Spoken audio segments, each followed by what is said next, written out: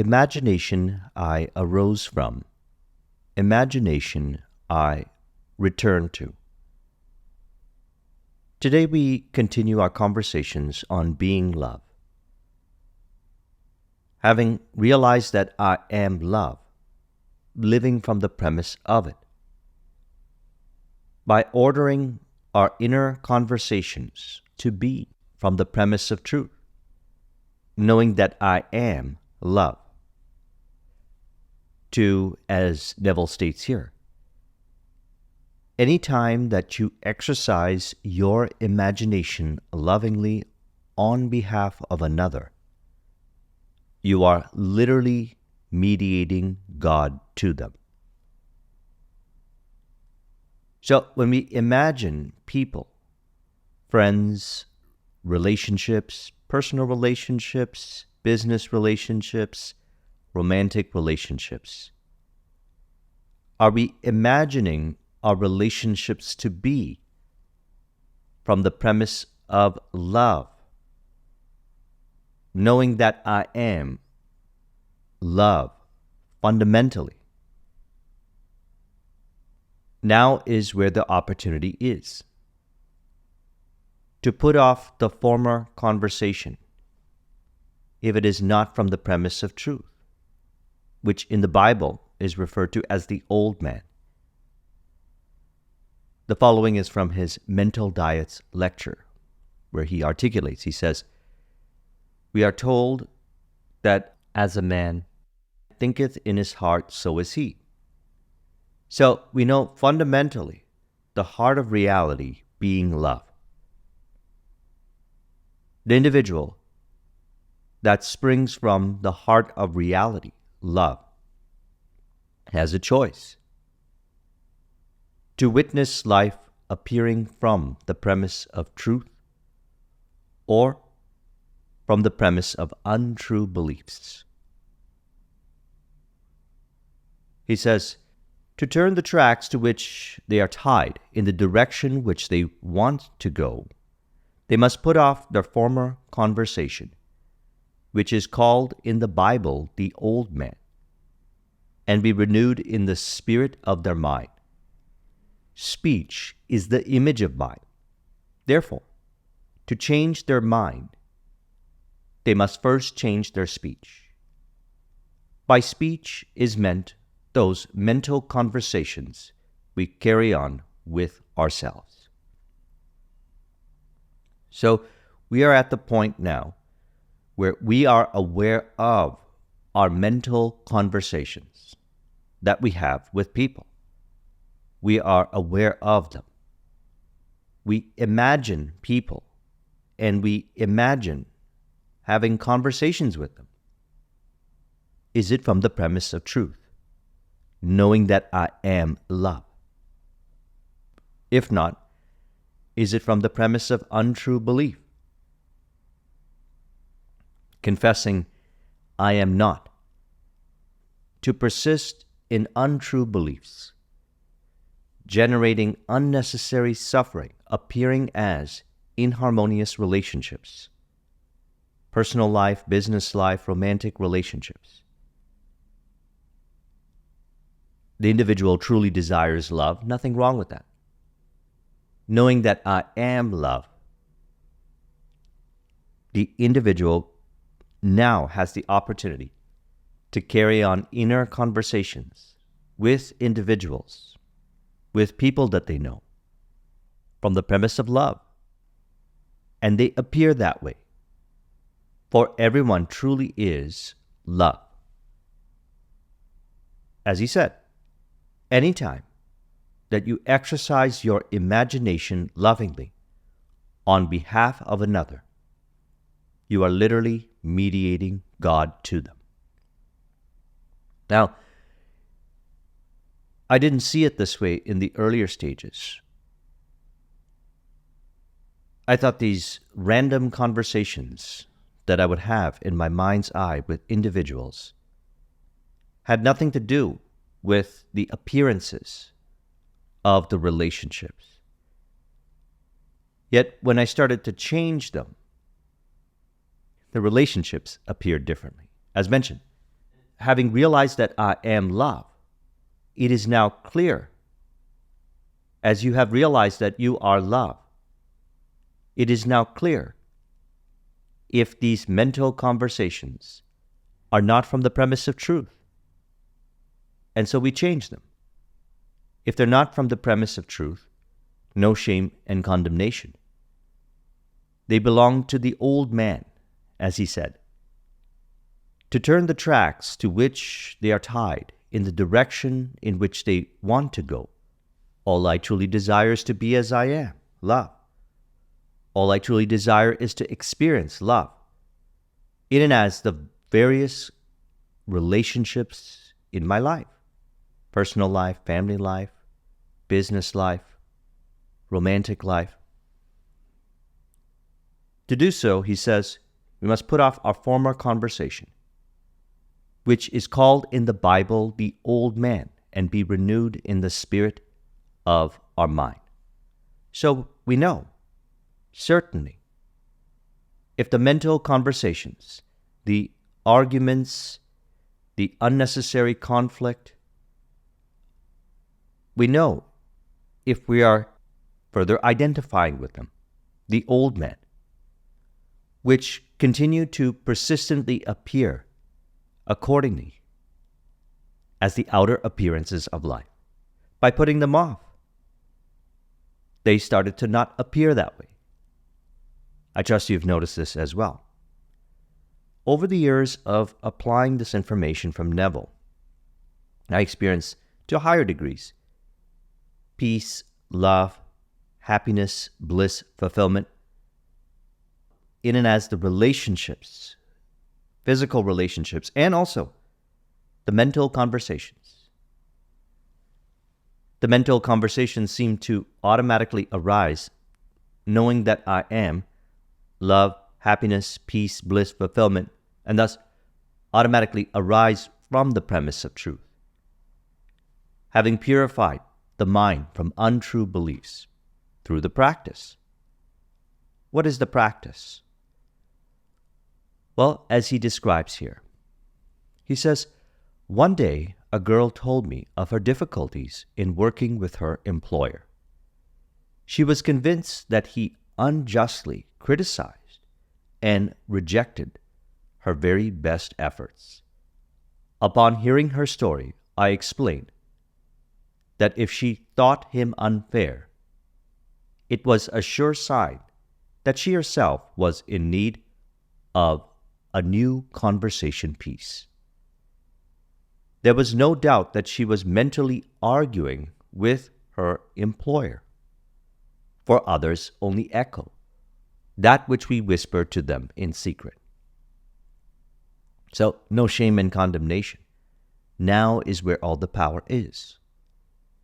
To order the inner conversations to be from the premise of truth.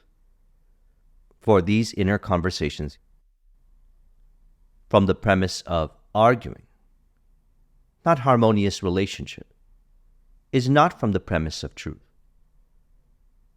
And so, to mediate God, she would change her conversation to be one from the premise of truth, knowing that I am love, thus literally mediating God to that individual. He says, she confessed that she argued mentally with him all day long. Again, former conversation. When she realized what she had been doing, she agreed to change her inner conversations with her employer. She imagined that he had congratulated her on her fine work, and that she in turn had thanked him for his praise and kindness. Now she's imagining from the premise of truth, knowing that I am love. And so he says, to her delight, she soon discovered that her own attitude was the cause of all that befell her. The behavior of her employer reversed itself. It echoed, as it had always done, her mental conversations with him. So she realized that I am love, and mediated God to them. And so this has been my experience. Realizing that I am love, the opportunity presents itself for the individual to imagine lovingly on behalf of another. And we could do this with bliss, fulfillment, peace, happiness. I've witnessed it physically before. A lot of argument playing out, a lot of unnecessary frustration. Yet, when those inner conversations were changed to be in harmonious relationship with those individuals, so do they appear that way, in increasing frequency on a continuous basis. So what is going on within now? Are the mental conversations from the premise of truth? As he states, the prophet said, "Be ye imitators of God as dear children." So knowing that I am love. He says, how would I imitate God? Well, we are told that God calls things that are not seen as though they were seen, and the unseen becomes seen. So I'd like to relate this over to Thursday's video, where we discussed being unconditionally loving to appearances. If the individual said something to you, which an individual could interpret as not being from the premise of love, past imaginal activity playing out, no shame and condemnation. Now is where all the power is. Imagine lovingly in relationship, which he also articulates here. How would I send my word to help a friend, knowing my word is love? I would imagine that I am hearing his voice, that he is physically present, that my hand is on him. I would then congratulate him on his good fortune. Tell him that I have never seen him look better. Again, mediating God to them. He says, I would listen as though I heard him. I would imagine that he is telling me he has never felt better. He has never felt happier. I love how he says it, knowing that fundamentally I am happiness. Mediating God to them. He says, and I would know that in this loving, knowing communion with another, a communion populous with loving thoughts and feelings, that my word was sent, and it shall not return unto me void, but it shall prosper in the thing whereto I sent. So, now is the opportunity. If, for whatever the reason may be, the relationships, romantic relationships, personal relationships, business relationships, do not appear from the premise of truth, we put off the former conversation and think feelingly from the premise of truth. Imagine having a conversation with the individual, being in a harmonious relationship with them. I am aware of what I think, what I imagine, prior to interactions with people. I am aware of what I imagine during interactions with people. I am aware of what I imagine after interactions with people. It is clear in my mind's eye what I imagine, knowing that I am love, knowing that all I truly desire is to be as I am, love. What would the conversations look like from the premise of truth? And then they appear in mind. They appear to say this to me. I appear to say that to them. We have this kind of conversation, and I know that conversation was received with it from love. And I accept that that's the way it is. Like we discussed recently, decreeing. Thou shalt decree a thing, and it shall come to pass. Knowing that I am love, the individual decrees love to appear. And sure enough, we see them appear that way. For I know that every individual fundamentally is love. See, the individual may be conjuring up this imaginal activity, as he discussed, which is not from the premise of truth, which plays out as inharmonious relationships. And they may continue to do this again and again and again, generating these illusions. And they might not be aware of it, that the inner thinking follows the tracks laid down in his own inner conversations. So we know that as a man thinketh in his heart, so is he. We know that the individual is love, created in the perfect image of the Creator. I realize that, wait, my thinking follows the tracks laid down in my own inner conversations. Knowing that I am love, happiness, peace, bliss, fulfillment, it is easy for me to observe the conversations and know, certainly, if it's from the premise of truth. If not, I carry on mental conversations with individuals from the premise of truth. And then my thinking follows in relation to appearances. For example, if I imagine having a wonderful, harmonious relationship with a person and accept that it is that way, for it is that way, truly, there's only love. As I say all the time, there's only God appearing, only God appearing to animate all that appears. And knowing that God is love, having realized that, for all I truly desire is to be as I am, and all I truly desire to experience is love, happiness, peace, bliss, fulfillment. Then, having accepted that I am, I started to notice that I would automatically, more so each day, in increasing frequency, on a continuous basis, think accordingly in relation to appearances. So how did this play out practically? Well, having imagined that I already am in a wonderful, harmonious relationship with this individual, I noticed that when they would communicate things, I would think accurately from the premise of love in relation to what they were saying.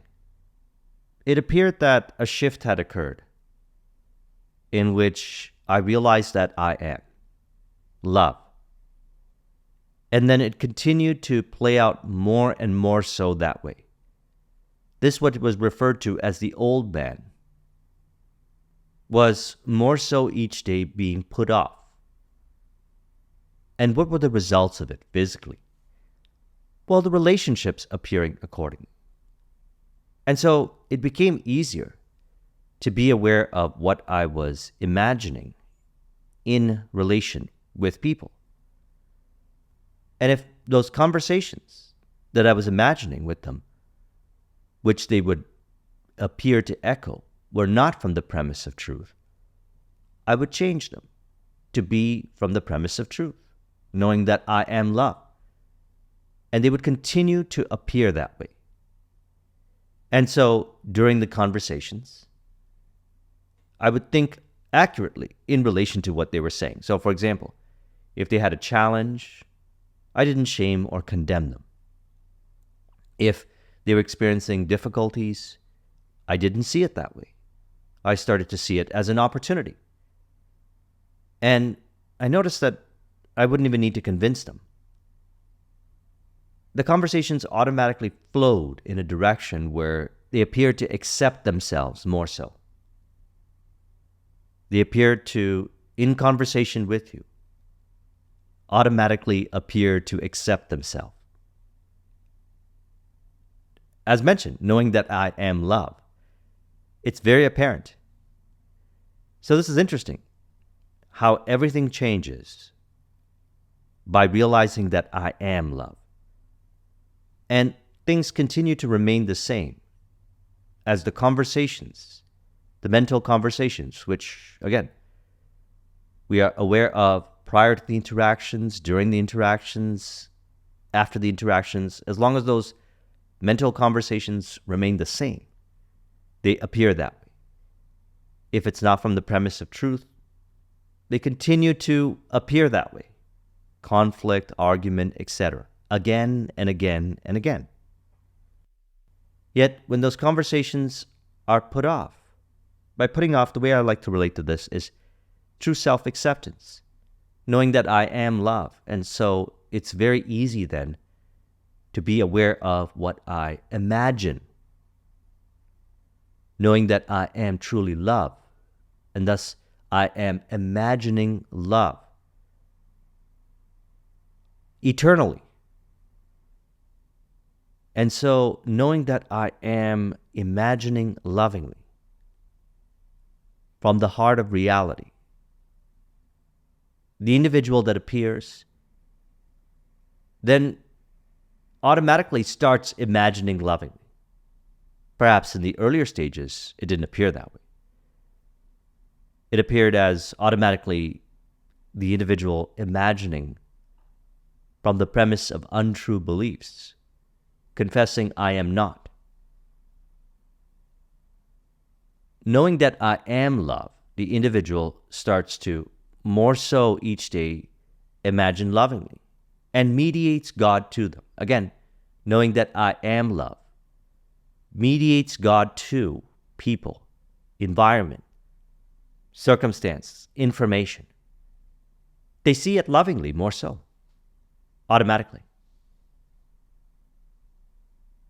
And all I did was, if that conversation where I was having with an individual was not from the premise of truth, I changed it to be from the premise of truth.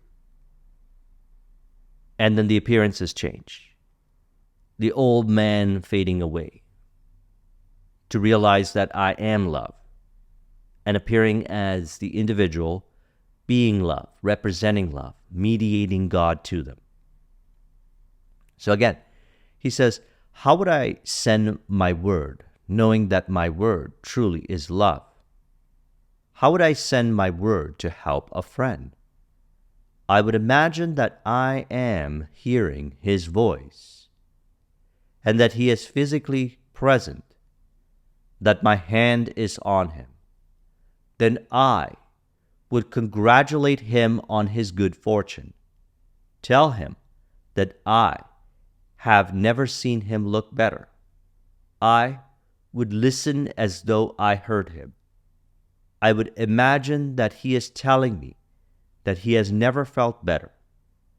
He has never been happier.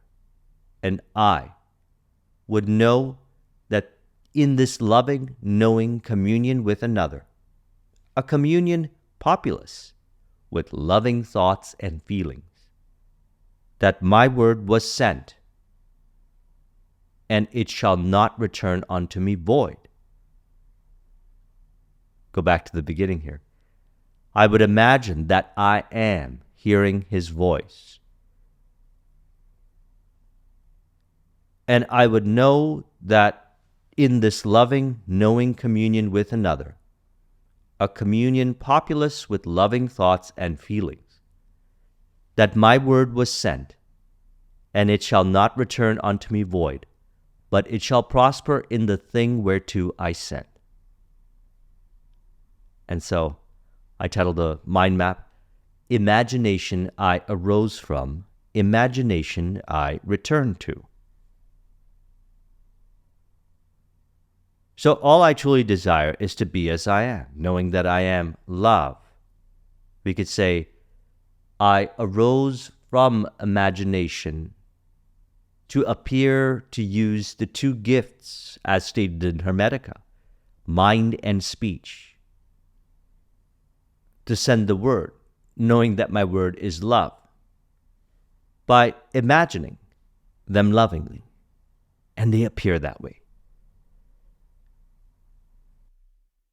It's interesting how we appear to go on this journey to realize that I am, to live as I am, to be as I am.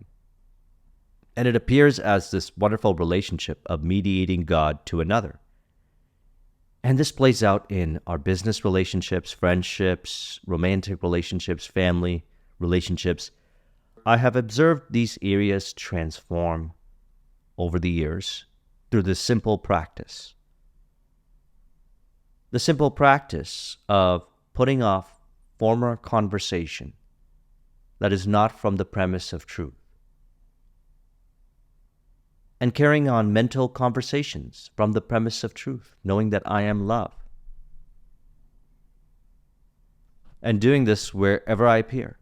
It could be a lineup for a coffee with the person beside me.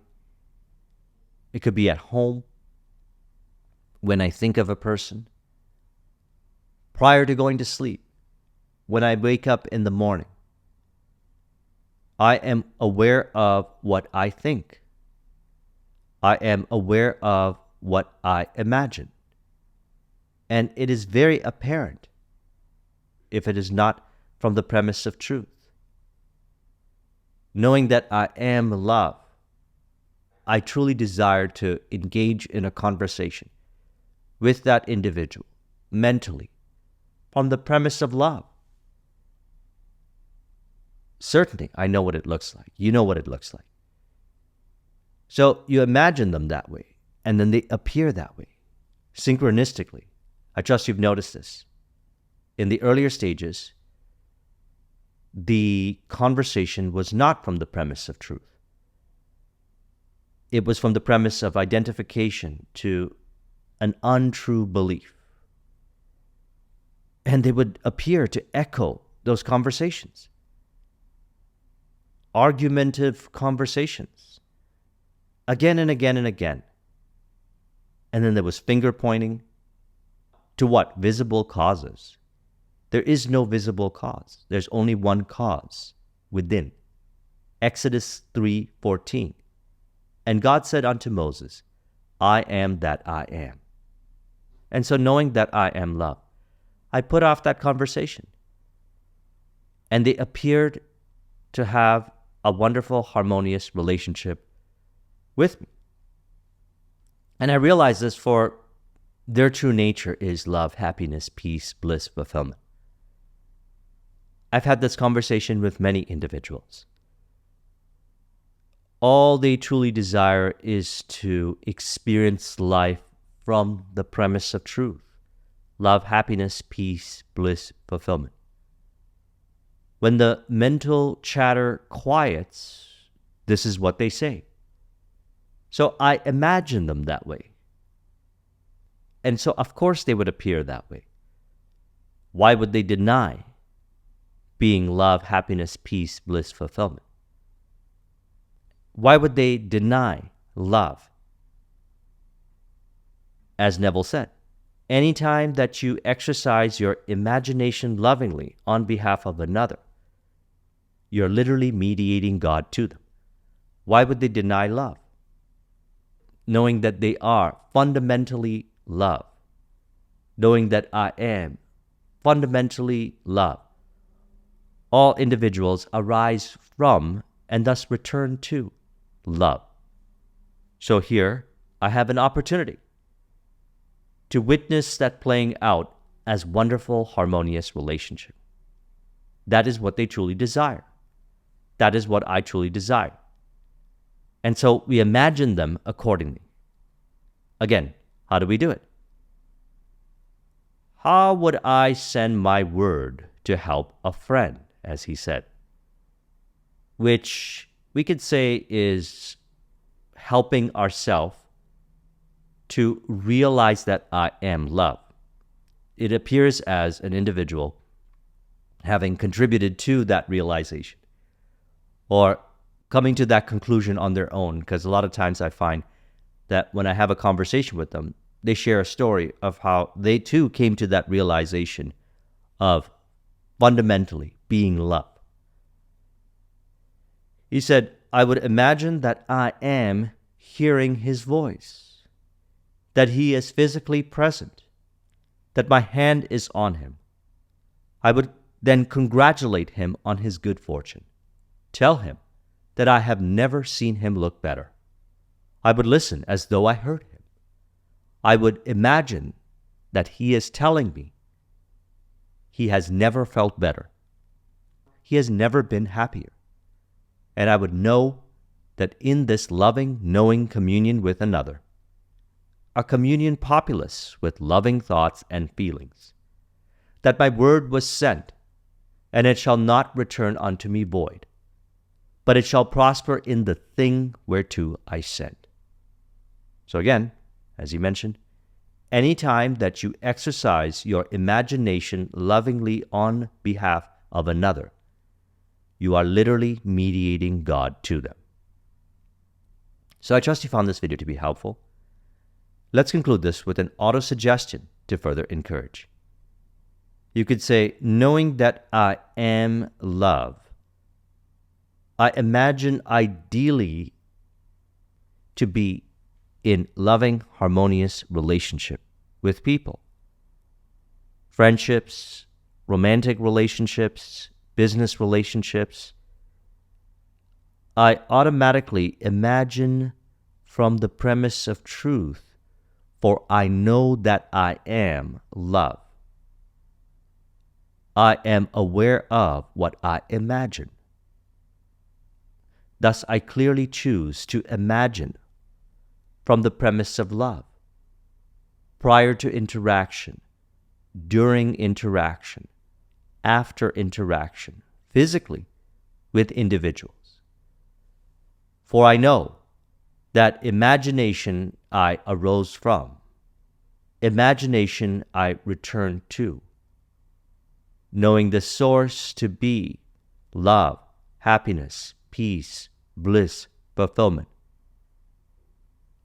I automatically and effortlessly imagine people to appear as loving, harmonious relationships. And so they appear that way, more so each day, in increasing frequency, on a continuous basis, as far as the senses perceive. If you would like a copy of this mind map, the link is in the description. Thank you very much for watching. I'll talk with you soon. Take care.